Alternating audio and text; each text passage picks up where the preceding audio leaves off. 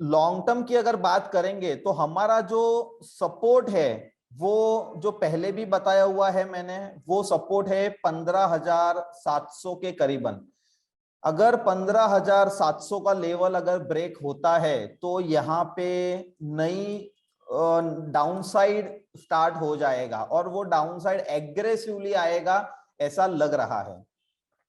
अगर हमको ओवरऑल अगर निफ्टी में अगर थोड़ा लॉन्ग विजन रख के अगर हम लोग अगर उसकी पैटर्न अगर समझेंगे तो हमें ये समझ में आएगा कि यहाँ पे मैं ड्रॉ करके भी दिखाता हूं कि यहाँ पे Nifty continuously lower highs lower low formation बना रहा है। अगर ये फॉर्मेशन वो कंटिन्यू अगर रहता है तो ये फॉर्मेशन के ऊपर यहाँ पे नया डाउन ट्रेंड स्टार्ट हो सकता है। सो हमें ट्रेड लेने से पहले या बाइंग करने से पहले बहुत ही कॉशियस रहना है, क्योंकि ब्रॉडर मार्केट अभी तक कोई स्ट्रेंथ नहीं लग रही है। सेम स्ट्रक्चर हमें बैंक निफ्टी में देखने को मिल रहा है और सेम व्यू बैंक निफ्टी में भी यही है कि हमें वेट एंड वॉच करना है, एग्रेसिवली कहीं भी बाइंग हमें नहीं करना है, क्योंकि बैंक निफ्टी में ऑलरेडी अगर लाइन चार्ट के ऊपर देखेंगे तो ऑलरेडी पिछले वीक ही मैंने बता दिया था कि bank Nifty already down trend में ऑलरेडी आ चुका है, क्योंकि उसने ये जो lower high lower low formation जो है वो पिछले हफ्ते ही उसने फॉर्म कर दिया था। और बैंक निफ्टी अगर देखेंगे तो आज का क्लोजिंग है 34,500 के करीबन, तो अच्छी खासी गिरावट बैंक निफ्टी में भी हमें देखने को मिली है। अब ये बात तो हो गई इस हफ्ते की, इस हफ्ते मार्केट ने कैसे रिएक्ट किया है। हम लोग बात करेंगे कि अभी आगे क्या लग रहा है, कौन से सेक्टर्स वीक है, कौन से सेक्टर स्ट्रांग है और कौन से स्टॉक्स में परफॉर्म कर सकता है, या कौन से स्टॉक्स में बाइंग अपॉर्चुनिटीज है या पैसा कमाने का मौका है। तो इससे पहले मैं स्टार्ट करूं, आपके जो भी क्वेश्चंस हो वो आप कमेंट बॉक्स में लिखते रहिए। तो ये फ्राइडे मार्केट आउटलुक खत्म होने के बाद आपके जितने भी क्वेश्चंस रहेंगे उसको भी मैं एड्रेस करता रहूंगा। सो आपके जो भी क्वेश्चंस है कमेंट बॉक्स में लिखते रहिए। सो हम लोग अभी नेक्स्ट वीक की अगर बात करेंगे तो सिर्फ और सिर्फ ऑटो सेक्टर अभी भी स्ट्रांग लग रहा है। पिछले वीक मैंने बोला था कि ऑटो सेक्टर्स में थोड़ा सा हम लोग प्रॉफिट बुकिंग करेंगे और हो सकता है कि हमें वापस करेक्शन में लेने का मौका मिले। सो इस हफ्ते ऑटो सेक्टर्स में मेजर कोई करेक्शन नहीं दिखा है। हालांकि निफ्टी बैंक निफ्टी में गिरावट आई है लेकिन ऑटो सेक्टर्स में कोई गिरावट नहीं आई है। वो हल्का सा वही पिछले वीक के रेंज में ही वो ट्रेड कर रहे हैं सारे स्टॉक्स। सो अगर हमारा जो फेवरेट जो स्टॉक्स है जो महिंद्रा एंड महिंद्रा, तो उसकी पहले हम लोग बात कर लेते हैं कि महिंद्रा एंड महिंद्रा में हमें क्या करना है और अब कब बाय करना है, और अगर बाय करते हैं तो हमें स्टॉप लॉस क्या मेंटेन करना है। सो डेली चार्ट की अगर हम लोग बात करेंगे, सो महिंद्रा एंड महिंद्रा यहाँ पे कंसोलिडेट कर रहा है ये जोन में। सो उसमें स्ट्रेंथ लग रही है। और अगर हम लोग और भी स्मॉलर टाइम फ्रेम में जाए तो स्मॉलर टाइम फ्रेम में हमारा जो मास्टर सेटअप है वो मास्टर सेटअप के ऊपर यहाँ पे स्क्वीज डेवलप हो रहा है और यहाँ पे महिंद्रा एंड महिंद्रा में स्क्वीज है। जो लोग हमारे स्टूडेंट है वो ऑलरेडी जानते हैं कि स्क्वीज में कितना पोटेंशियल है और स्क्वीज सेटअप के ऊपर किस हिसाब से ट्रेड लेना है। सो यहाँ पे स्क्वीज सेटअप बन रहा है और यहाँ पे बाइंग लेवल जो निकल के आ रहा है वो है 105657 के आसपास का।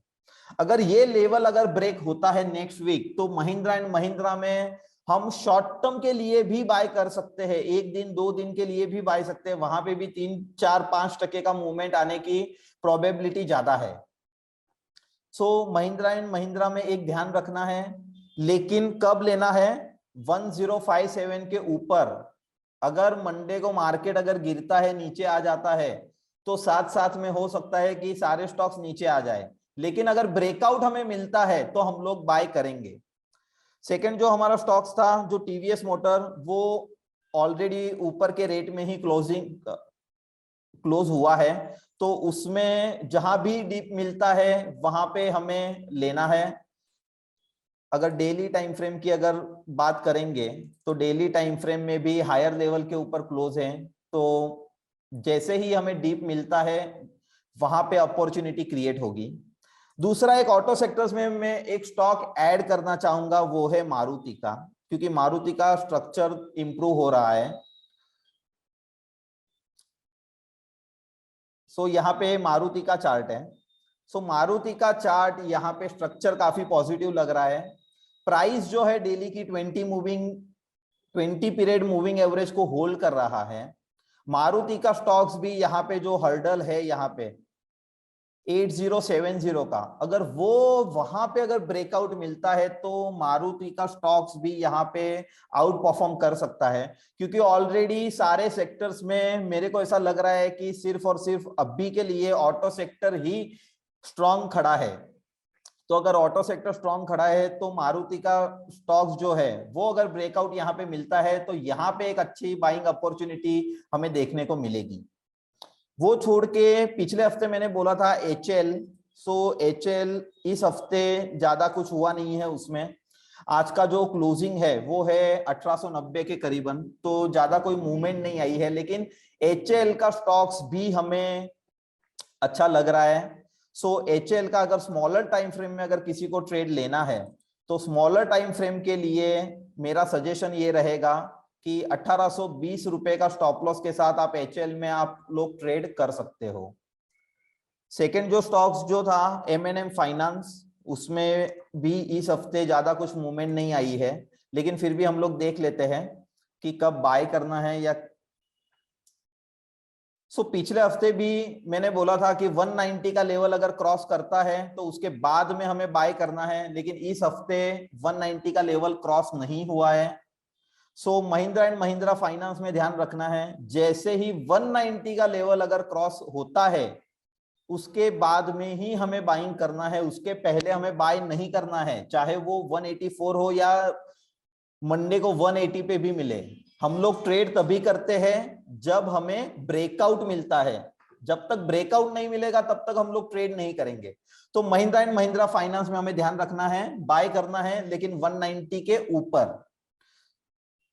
इस हफ्ते और दो स्टॉक्स जो है वो मैं ऐड करने वाला हूं। इंश्योरेंस सेक्टर के जो स्टॉक्स है ICICI प्रूडेंशियल,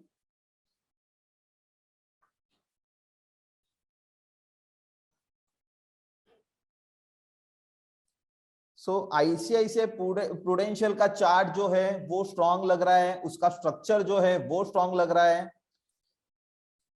यहां पे एक ब्रेकआउट भी आया है और ये ब्रेकआउट के बाद ऐसा लग रहा है कि ICICI प्रूडेंशियल का स्टॉक्स को हम लोग बाय कर सकते हैं। 560 का रेट है।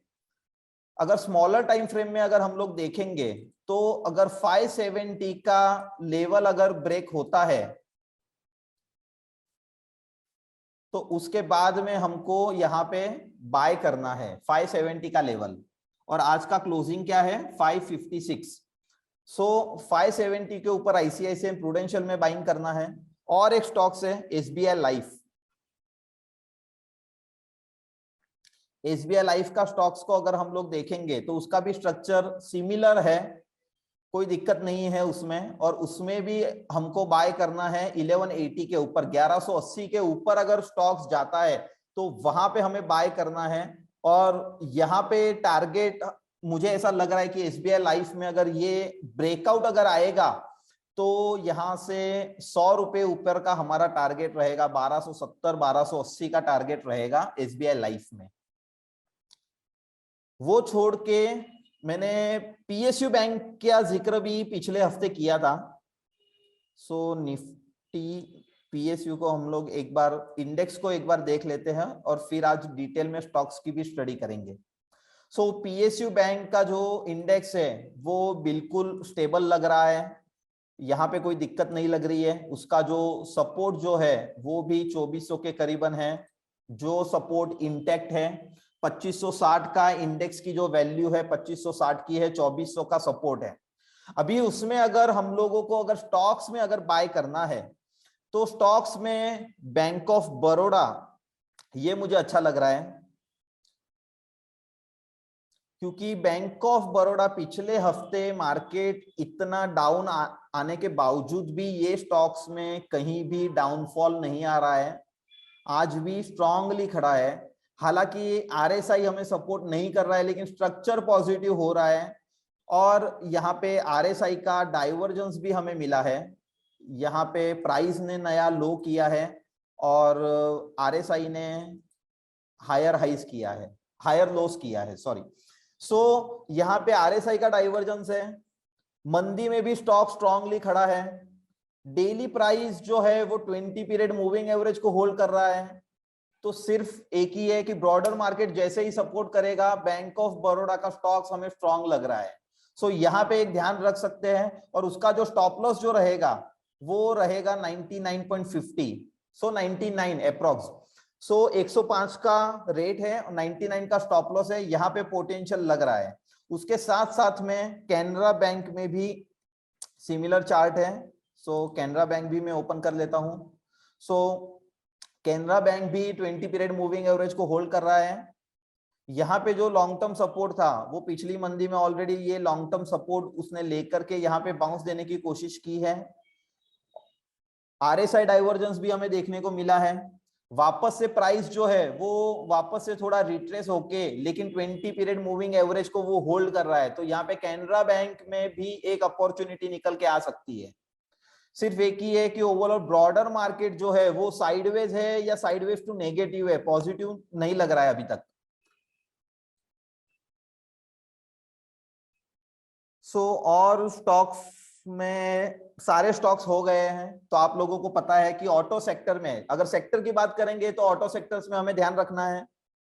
अगर स्टॉक स्पेसिफिक अगर देखते हैं तो ऑटो सेक्टर के शेयर्स को छोड़ के HAL है, M&M फाइनेंस है, ICICI प्रूडेंशियल है, SBI life, bank of Baroda और कैनरा बैंक, ये सारे स्टॉक्स में कहां पे बाय करना है, कहां पे ब्रेकआउट लेवल पे बाय करना है, अगर वो लेवल क्रॉस होने के बाद बाय करना है, वो सारा कुछ मैंने डिटेल्स आपके साथ मैंने शेयर किया है। तो उस हिसाब से आप लोग ट्रेड लेना, क्योंकि simple study, simple technical analysis, simple price action उतना देख के ही हम लोग ट्रेड करते हैं। और जितना आप अपनी स्ट्रेटेजी को, आप अपनी टेक्निकल एनालिसिस को जितना सिंपल रखोगे उतना आपके लिए इजी होगा। जितना आप ज्यादा इंडिकेटर यूज करोगे, जितना आप कॉम्बिनेशन ऑफ इंडिकेटर्स यूज करोगे उतना आपके लिए वो मुश्किल होता जाता है, फिर कंफ्यूजन बढ़ता है और फिर जो ट्रेड हम लेते हैं वो भी गलत जाते हैं। तो टेक्निकल एनालिसिस में हमारा जो फाउंडेशन ऑफ टेक्निकल एनालिसिस जो कोर्स है वो भी हमने ऑलरेडी लॉन्च कर दिया है, 13 तारीख से वो कोर्स भी चालू हो रहा है। अगर किसी को ऑनलाइन करने में इंटरेस्टेड है तो वो कांटेक्ट कर सकते हैं। और अगर आपके जो भी क्वेश्चंस है वो आप कमेंट बॉक्स में लिखिए, तो यहाँ पे मैं क्वेश्चंस एक के बाद एक यहाँ पे लेने वाला हूं।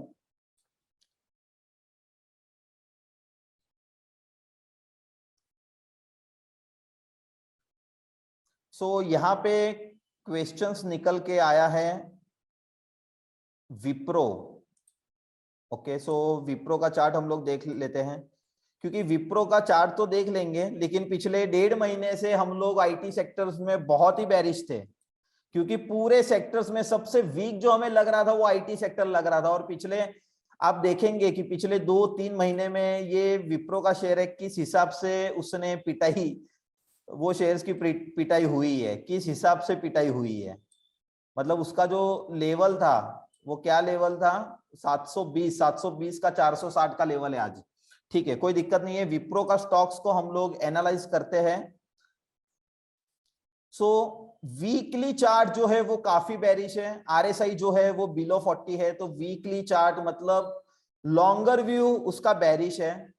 अगर हम लोग मीडियम टर्म की बात करेंगे, डेली चार्ट की अगर बात करेंगे, तो डेली चार्ट में यहाँ पे जो डाउनफॉल था वो संभलने की कोशिश हो रही है, लेकिन अभी भी हमें यहाँ पे कोई स्ट्रेंथ नहीं लग रही है।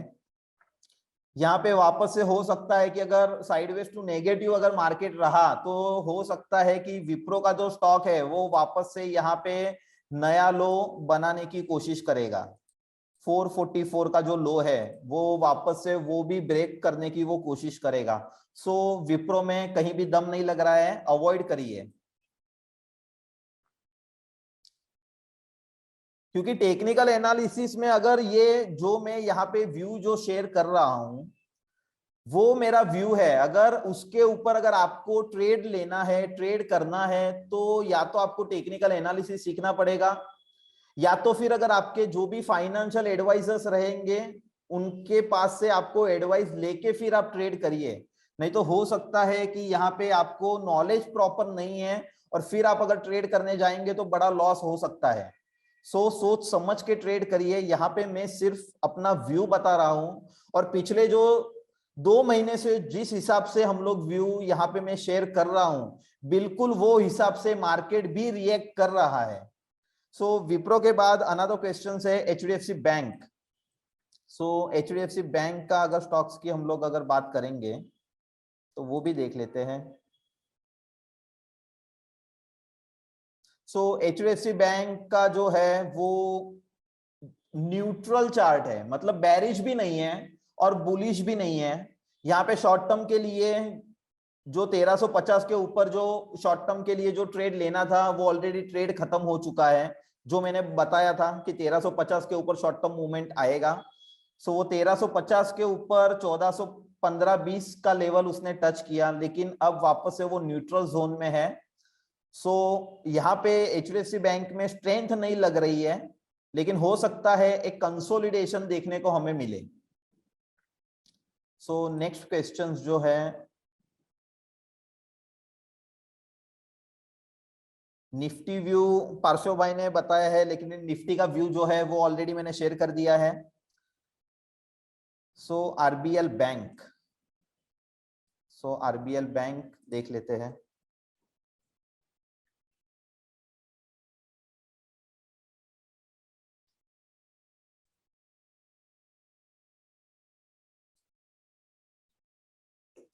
आरबीएल बैंक में अगर पहले हम वीकली चार्ट देखेंगे तो वीकली चार्ट काफी नेगेटिव है। ऑलरेडी 1 2 3 4 5 नया लो। ऑलरेडी प्रीवियस लो के आसपास यहाँ पे उसका सपोर्ट है और वो लेवल है 100 रुपए का उसका लेवल है। आज का क्लोजिंग है 113 रुपया। वीकली चार्ट के ऊपर लॉन्ग टर्म उसका सपोर्ट है 100 और वो सपोर्ट के ऊपर यहाँ पे खड़ा है। आरबीएल बैंक को शॉर्ट भी नहीं करना है क्योंकि सपोर्ट पे खड़ा है, लेकिन लॉन्ग कब करना है वो हम लोग देख लेते हैं।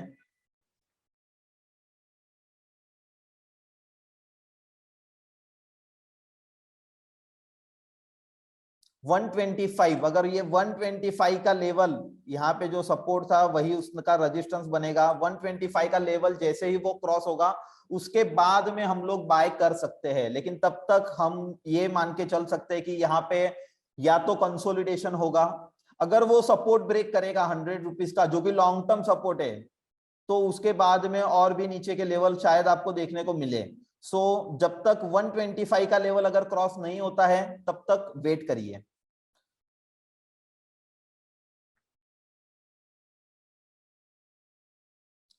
TWL, okay.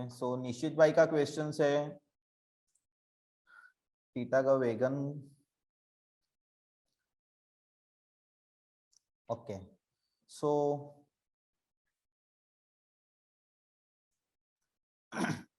यहाँ पे TWL में यहाँ पे स्टॉक स्ट्रॉन्ग लग रहा है। यहाँ पे एक ट्रेंड लाइन भी ड्रॉ हो रही है।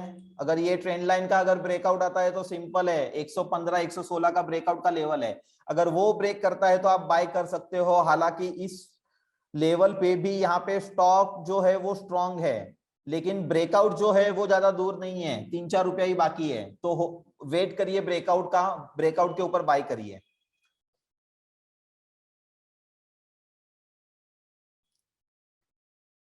अदानी एंटरप्राइज, कुमार भाई का क्वेश्चन है अदानी एंटरप्राइज में क्या लगता है।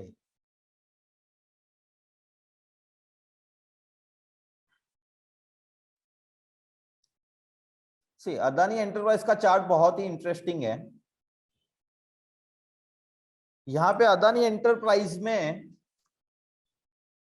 1550 1600 से जो रनअप हमें मिला था, वो रनअप का जो लेवल था वो था 2400 तक स्टॉक गया था। उसके बाद में यहाँ पे एक प्रॉफिट बुकिंग आया है, एक करेक्शन आया है, और पिछले हफ्ते एक पैनिक सेलिंग भी आया था जो कि 1900 का लो बना था। अभी यहाँ पे अगर इलियट वेव अगर स्ट्रक्चर अगर हम लोग देखेंगे तो अदानी एंटरप्राइज में ऐसा लग रहा है कि यहाँ पे डेली के चार्ट के ऊपर 4 वेव उसकी कंप्लीट हो चुकी है और अब ये 5th वेव की और जाने वाला है, ऐसा ये प्रोबेबिलिटी ज्यादा है। यहाँ पे अगर इलियट वेव का अगर हम लोग देखेंगे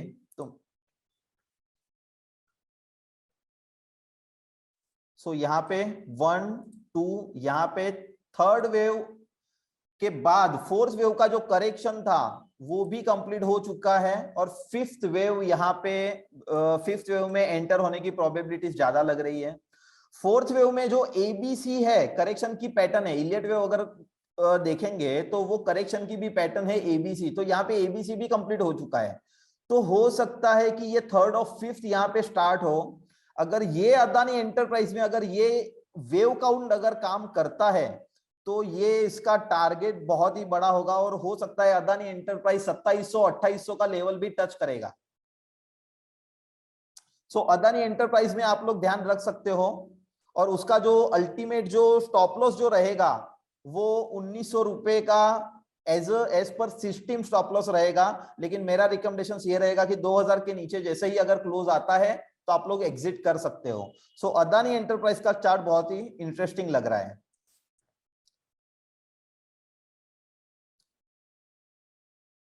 सीडीएसएल व्यू, सीडीएसएल का जो है वो टेक्निकली हम लोग देख लेंगे। यहाँ पे मैं ओपन कर देता हूं CDSL.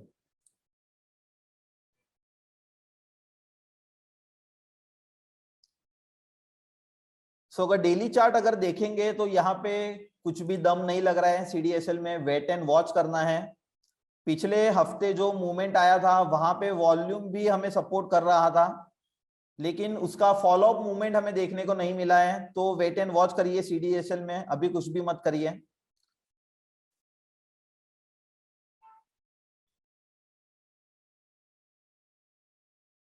Y there is no volume in market?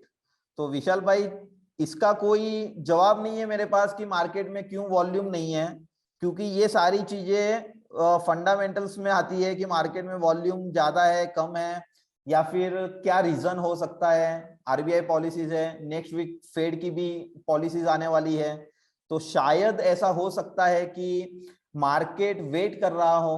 आज शाम को यूएस में इन्फ्लेशन के डाटा आने वाले हैं, तो शायद उसके लिए मार्केट वेट कर रहा हो। शायद अगर इन्फ्लेशन के डाटा जो है वो अगर खराब आता है तो हो सकता है कि नेक्स्ट वीक से और भी हमें सेल ऑफ देखने को मिले। अगर डाटा अच्छा आया तो वापस से हम लोग वापस से रेंज बाउंड रिकवरी की तरफ जाएंगे। मार्केट में वॉल्यूम क्यों कम है वो तो नहीं पता है, लेकिन बहुत सारे रीजंस हो सकते हैं। रिलायंस का व्यू हम लोग देख लेंगे। पार्श्व भाई ने क्वेश्चन है रिलायंस। रिलायंस का जो चार्ट है वो चार्ट काफी पॉजिटिव लग रहा है। सिर्फ एक ही लग रहा है कि यहाँ पे जो उसका हायर जो रेजिस्टेंस का जो हर्डल है वो क्रॉस होना चाहिए। जब तक ये 2830 2850 के आसपास जो हर्डल है वो अगर क्रॉस होता है तो उसके बाद में आप रिलायंस में आप बाय कर सकते हो। अदरवाइज स्ट्रक्चर भी पॉजिटिव है, स्टॉक भी स्ट्रांग है, क्योंकि ऑयल एंड गैस जो सेक्टर है वो सेक्टर भी ऑटो के बाद वही सेक्टर है जो स्ट्रांग है, तो उसमें रिलायंस ऑलरेडी परफॉर्म कर रहा है। लेकिन ब्रॉडर मार्केट सपोर्ट नहीं कर रहा है और रिलायंस बहुत ही हेवी वेट है, इसीलिए हो सकता है कि हमें थोड़ा सा कंसोलिडेशन के बाद ब्रेकआउट मिले। लेकिन अगर वो लेवल अगर क्रॉस होता है तो बेशक आप बाय कर सकते हो। एनटीपीसी, एनटीपीसी का हम लोग देख लेंगे।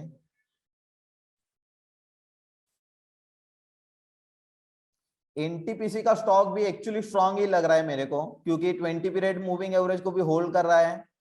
लेकिन एनटीपीसी में हमेशा ये देखने को मिला है कि कभी भी जब भी मूवमेंट आती है, क्योंकि ये हाई बीटा स्टॉक्स नहीं है, उसका जो रेंज है daily ATR average true range जो है वो बहुत ही कम है। सो एनटीपीसी में ओवरऑल स्ट्रक्चर पॉजिटिव है, आप लोग बाय कर सकते हो। 155 का लेवल है, उसका वीकली चार्ट भी पॉजिटिव है, लॉन्ग टर्म में कप पैटर्न भी है, तो अदरवाइज कोई दिक्कत नहीं है। लेकिन हो सकता है कि स्लो मूविंग स्टॉक्स हो सकता है, अदरवाइज आप लोग बाय कर सकते हो। और उसका जो फाइनल जो स्टॉप लॉस जो रहेगा वो रहेगा 142 143 का, जो मैंने आई गेस पिछले हफ्ते या 2 हफ्ते पहले भी सेम चीज बताई थी मैंने।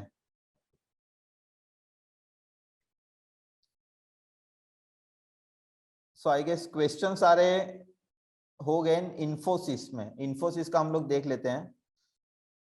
इन्फोसिस का देखने का मतलब ही नहीं है, क्योंकि आईटी सेक्टर ही पूरा वीक है। ऑलरेडी हमने विप्रो का भी देख लिया है, कहीं भी दम नहीं लग रहा है। सो सेम है इन्फोसिस का चार्ट, जो 20 पीरियड मूविंग एवरेज को जो होल्ड कर रहा था वो आज ने लूज कर दिया है। आरएसआई जो है वो अबव 50 नहीं जा रहा है, हालांकि अभी साइडवेज है, लेकिन साइडवेज टू नेगेटिव लग रहा है, क्योंकि जो हमारा जो मास्टर सेटअप 2 है वो 2 इतना बढ़िया सेटअप है और उसमें हम लोगों ने 20 स्टॉक्स को इंक्लूड किया है। तो आज ब्रॉडर मार्केट चेक करने के लिए वो सेटअप हमें बहुत ही काम में आता है। 20 स्टॉक्स में से 10 स्टॉक जो है वो नेगेटिव है और 10 स्टॉक जो है वो न्यूट्रल है, पॉजिटिव एक भी स्टॉक्स नहीं है। तो ये तो कंफर्म है कि मार्केट पॉजिटिव नहीं है। अब ये 20 में से 50% नेगेटिव है, 50% न्यूट्रल है, इसका सिंपल मतलब यही है कि मार्केट जो है वो है साइडवेज और साइडवेज टू नेगेटिव है, मार्केट पॉजिटिव तो बिल्कुल भी नहीं है। तो ये टेक्निकल एनालिसिस में मास्टर सेटअप इतना इंपॉर्टेंट रोल है उसका, मार्केट को जज करना, उसके ऊपर ट्रेड लेना, वो एग्जीक्यूशन देखना और उसके ऊपर रिजल्ट के हिसाब से वो कॉन्फिडेंस और वो प्रॉफिट, वो इतना बढ़िया वर्क करता है। Is the right time to invest in Infosys Wipro? Okay, so ये जो क्वेश्चंस जो है कि यहाँ पे इन्वेस्ट करना चाहिए या नहीं, तो मैंने पहले भी बताया है कि मेरा जो कोर है वो फंडामेंटल एनालिसिस का नहीं है, मेरा जो कोर है वो टेक्निकल एनालिसिस का है। जब तक मुझे यहाँ पे टेक्निकली, जब तक यहाँ पे स्ट्रांगनेस नहीं आती है, जब तक यहाँ पे मेरे को स्ट्रेंथ नहीं दिखती है, तब तक न तो मैं ट्रेड करता हूं और ना ही मैं इन्वेस्ट भी करता हूं। सो आपके जो भी फाइनेंशियल एडवाइजर्स रहेंगे या फंड मैनेजर रहेंगे, अगर उनसे अगर आप फंडामेंटल क्वेश्चंस करेंगे तो वो आपको बेहतर तरीके से रिएक्ट कर पाएंगे, बेहतर तरीके से आपको आंसर कर पाएंगे। सो फंडामेंटल मैं नहीं जानता हूं, हालांकि इन्फोसिस सब बोलते हैं इन्फोसिस बहुत बड़ी कंपनी है, हो भी सकती है, लेकिन मेरे को उससे मतलब नहीं है। मेरे को जब तक टेक्निकली स्ट्रेंथ नहीं लगती है तब तक कोई स्टॉक्स मेरे लिए अच्छा नहीं है। और जब भी टेक्निकली अगर स्ट्रेंथ लगती है तो मेरे लिए सारा कुछ अच्छा है, कोई स्टॉक्स बुरा भी नहीं है। तो टेक्निकल एनालिसिस में सिंपल है, आपको फंडामेंटल एनालिसिस करने की जरूरत नहीं है, आपको बैलेंस शीट देखने की जरूरत नहीं है, उसका मार्जिन कितना है, प्रॉफिट कितना है, टैक्स कितना है, लोन कितना है, कुछ देखने की जरूरत नहीं है। सिंपल एनालिसिस है, सिंपल प्राइस एक्शन है, क्योंकि प्राइस में सब कुछ डिस्काउंट हो गया है, उसका आने वाला प्रॉफिट जो है एक्सपेक्टेशन से वो भी यहाँ पे प्राइस में डिस्काउंट हो चुका है। उसका अगर नेगेटिव न्यूज रहेगा वो भी डिस्काउंट हो चुका है, पॉजिटिव न्यूज रहेगा वो भी डिस्काउंट हो चुका है, तो प्राइस में सारा कुछ ऑलरेडी डिस्काउंट हो चुका है। सो इसीलिए हम लोग टेक्निकल एनालिसिस के ऊपर ज्यादा फोकस करते हैं। सो आई गेस क्वेश्चंस सारे खत्म हो चुके हैं। So thank you so much, जो आपने जो क्वेश्चंस पूछा है उसका होपफुली मैंने सारा आंसर दे दिया है। सो नेक्स्ट वीक हम लोग वापस से मिलेंगे। ध्यान में रखना, एग्रेसिव बाइंग करने का टाइम नहीं है, अभी भी हमें संभल संभल के रहना है, पिच के ऊपर टिक के रहना है। जब मौका मिलेगा तब हम लोग 4 भी मारेंगे, 6 भी मारेंगे, लेकिन अभी वो वक्त नहीं है। सो वेट एंड वॉच करिए और नेक्स्ट वीक हम लोग वापस से मिलेंगे, मार्केट आउटलुक के बारे में बात करेंगे, स्टॉक स्पेसिफिक, सेक्टर स्पेसिफिक बात करेंगे। और तब तक आप सब आपका ख्याल रखिएगा। Thank you so much.